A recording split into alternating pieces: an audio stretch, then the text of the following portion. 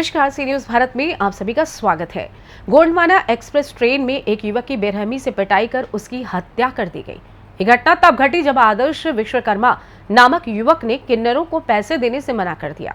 किन्नर इस पर भड़क गए और उन्होंने युवक की बुरी तरीके से पिटाई शुरू कर दी। बाद में किन्नरों ने अपने साथियों को बुलाया और लात घूंसे से युवक को इतना मारा कि वो अधमरा हो गया। उसे चलती ट्रेन से फेंक दिया गया, जिससे उसकी मौके पर ही मौत हो गई। अब सरेआम पीटने का वीडियो भी शहर में वायरल हो रहा है, जिससे साफ दिखाई दे रहा है कि किन्नर युवक आदर्श विश्वकर्मा को कैसे मार रहे हैं।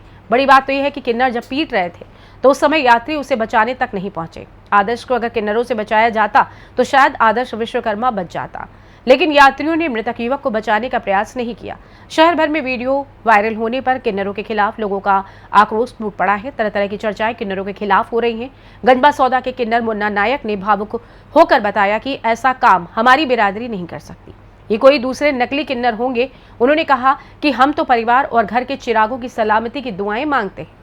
जो पैसा है वो सब हमारे यजमानों का है, हम ऐसा कभी नहीं कर सकते। इस तरह की घटना को अंजाम देने वाले नकली किन्नरों के खिलाफ कार्रवाई कर इन्हें फांसी की सजा देनी चाहिए।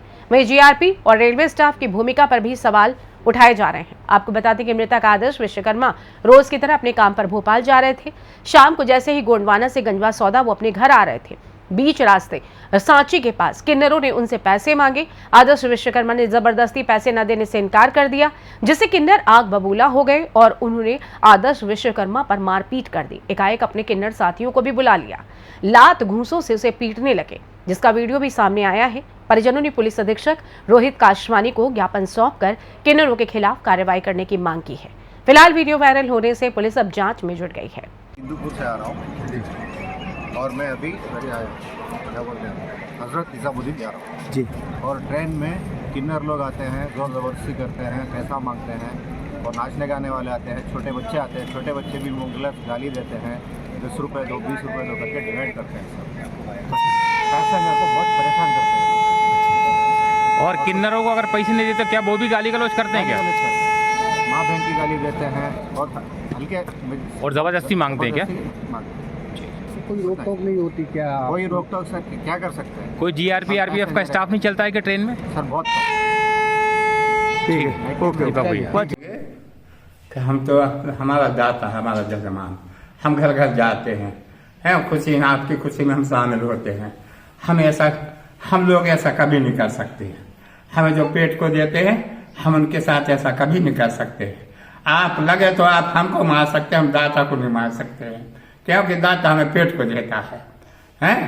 अब ऐसा है कि रेल का रहा मामला, रेल का है तो हम रेल के वजह से हमने हमारी गाड़ी ले ली, कर्जा करके किसी भी तरह से आप लोगों से गाड़ी ले ली रेल वाली हीरों के वजह से। ऐसे करके जो बदनाम हीरो होते हैं, इसलिए हमने अपनी गाड़ी ले ली। अब कहीं जाने होता है तो हम गाड़ी वाला कभी रेल में नहीं हम जाते बैठते नहीं हैं, क्योंकि जे 10 हो जाते कभी हम अकेले हैं तो ये हमें लूट भी सकते हैं रास्ते में अकेले में हमारे साथ भी आप बेहाल कर सकते हैं। जैसा अभी हमें बहुत दुख की बात है क्योंकि मेरा दाता है, मेरे शहर का युवक है, उसके साथ लोगों ने रेल मांगने वाले इन्होंने बहुत बदतमीजी करी।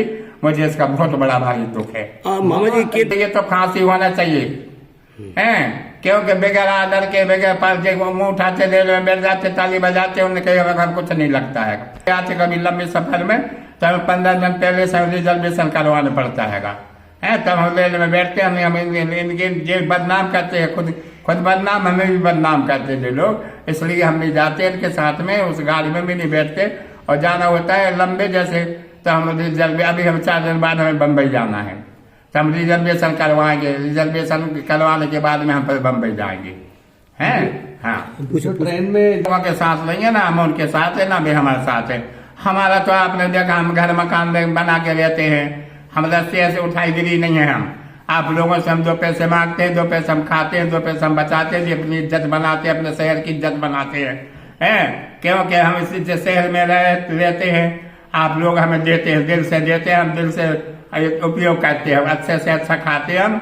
आप लोगों के जमाने में आपके बच्चे जीते रहे, भगवान दाता भाग बनाए तुम्हारे, अपनी बातों के साथ ऐसा कभी नहीं कर सकते जो लोगों ने करा, बदनाम हो रही इधर।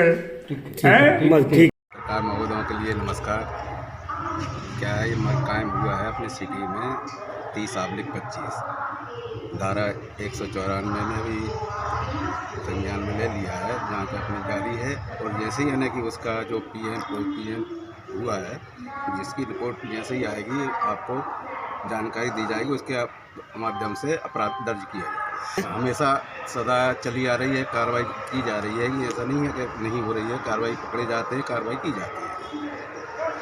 लेकिन की गई है अभी संख्या तो हम नहीं बता सकते, क्योंकि अभी आरपीएफ के द्वारा भी बंद किया जा रहा है और जीआरपी में भी रोका राखी कर दिए, मना करते हैं उनको जाने के लिए, आने जाने के लिए। को इसके बाद भी कार्रवाई नहीं हो रही, क्या कहेंगे इसको लेकर? नहीं, ऐसा कुछ नहीं है कि कार्रवाई बराबर होती है श्रीमान जी। इस तरह की यानी कोई घटना आती संज्ञान में आता है, उसको बराबर कार्रवाई की जाती है। तो सर, अब वीडियो को देखकर अभी तो क्या जांच में जारी है कि अब जैसे ही यानी आपके सामने आ जाएगा पीएम रिपोर्ट, जैसे ही आएगी अब उसके जैसे कथन बयान होंगे परिजनों के, वैसे ही कार्रवाई की जाएगी। लेकिन कहाँ के पता लगाया जाए? जानकारी यानी क्लियर हासिल नहीं हो पाई है कहाँ के। मेरे पास मर्ग जांच है, चूँकि घटना स्थल जीआरपी का है, चलती ट्रेन में मारपीट की गई है, तो मैंने इसकी पूरी तफ्तीश कर डायरी श्रीमान पुलिस अधीक्षक महोदय के माध्यम से और जीआरपी पुलिस अधीक्षक भोपाल के लिए देखा। क्या लगता है ऐसा कि नकद जाँच का विषय है, जहाँ से पता चला जो यही रहता है भोपाल से रहता है, किन्नर भी भोपाल से बैठे हैं, तो वहाँ फुटेजों में स्पष्ट नजर आ सकते हैं और लोग वहाँ काफ़ी वहाँ पहचानते हैं, वो भोपाल में काफ़ी किन्नर लोग रहते हैं। गंजबा सौदा से सी न्यूज संवाददाता हेमंत आनंद की रिपोर्ट। फिलहाल के लिए इस खास रिपोर्ट में बस इतना ही। देश दुनिया की तमाम बड़ी खबरों को जानने के लिए जुड़े हुए हैं सी न्यूज भारत के साथ। हर खबर आपके साथ, आपके हाथ।